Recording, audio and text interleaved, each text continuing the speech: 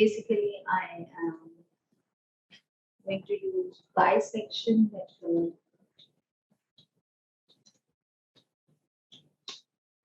to find out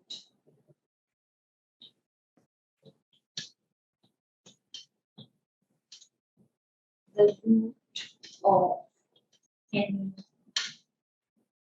non-linear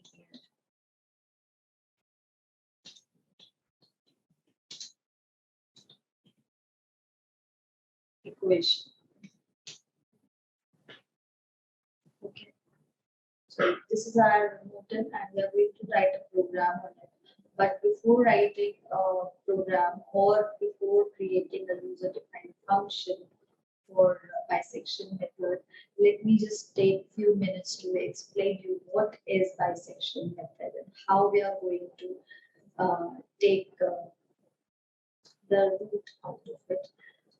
Let's say my equation is f of x is equal to, let's say, any nonlinear equation. For example, I'm taking x cubed minus 20. This is nonlinear equation and I'm going to find out the root of this equation. How? We have, let's say this is my graph of this nonlinear equation, something like that. This is just for example, just to explain how I'm going to reach at this point, this red dot, how we are going to reach at this point. By this point, because this point is actually the root of the equation.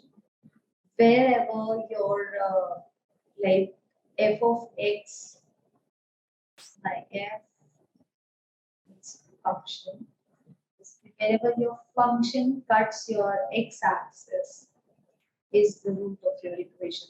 So how can I find the root of equation, any nonlinear equation, by using bisection method? Let us just discuss the algorithm of bisection method, going to program on it.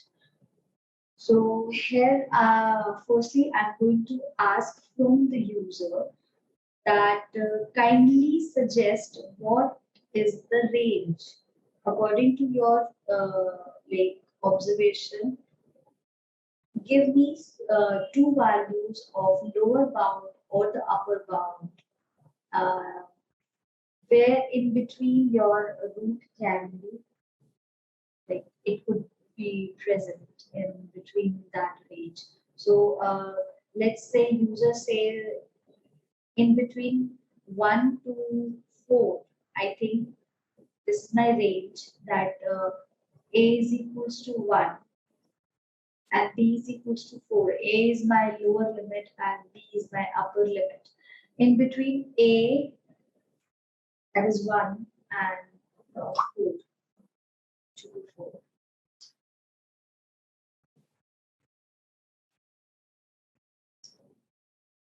In between 1 to 4 or 2 to 4, maybe the root would lie. So it is just a guess from the user that maybe the root is in between 2 to 4.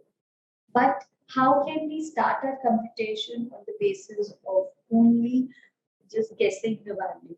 Okay, so bisection method has given us equation that put the value of a in your function. Put the value of a, x is equals to 2 in your function, and then put the value of b, the upper bound that the user is claiming, the upper bound. Just put that value in the function. So according to this, what will be the value? 2 cube minus 20 f of a, and likewise 4 cube minus 20 f of b. This is f of a and this is f of b. Okay, so this is how we are going to get the values of f of a and f of b. But my not my actually, the bisection method is saying this value after multiplying their values, it should be less than 0. It should be negative. If it is coming out negative, then only you should proceed, calculate the root of the equation. But if it is not coming like zero, means let's say it is coming out as greater than zero, it is some positive value. So you need to write that, okay, you have a wrong choice. You need to write a wrong choice to the user. Wrong choice. If this condition is coming, that means I need to put if here. This is if, and if it is coming, you need to display this thing, display that you have a wrong choice. And else, you will go to else. What is else? Means that reverse of this equation means the value is coming less than zero, means it is coming um, in negative. Then you just start your computation. Correct. Let us just do this thing in our Matlab. Then we will proceed. And let me take one more live script. Here I am using bisection method. Okay. And whatever you would like to find,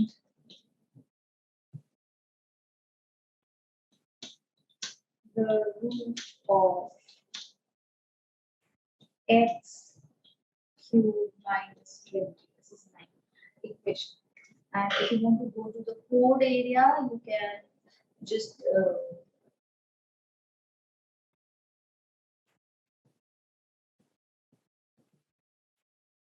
press on the code button and you will jump into this box which is designed for coding. So first thing you will ask from the user, and I'm going to make a function for this. Okay, how will you write a function? Function keyword, spelling wrong. Function keyword, and you are searching for the root or the point where your f of x is like changing the quadrant. Here you can see f of x is basically changing the quadrant. At what point x is changing the quadrant and f of x is 0, at what point of x here. We are just finding this point. So I have written p is equals to, okay, and my name of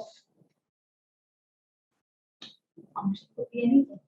I'm writing the method. Okay, this is my name of function, and I am looking for the function first. This is my equation. This is my equation. But the user can write their own nonlinear equations here. So I am asking for f, comma, a, comma, b. F is my equation function. A is my lower limit and b is my upper limit. Hope this line is clear to you. And after this, we will jump. It will automatically give you end. Script file is a little bit faster in this coding helps. Then script, live script is a bit helping. And script window is like coding actually. Okay, so I was writing if f of a multiplied by f of b is less than, or you say greater than 0, then what you should write, you should go with display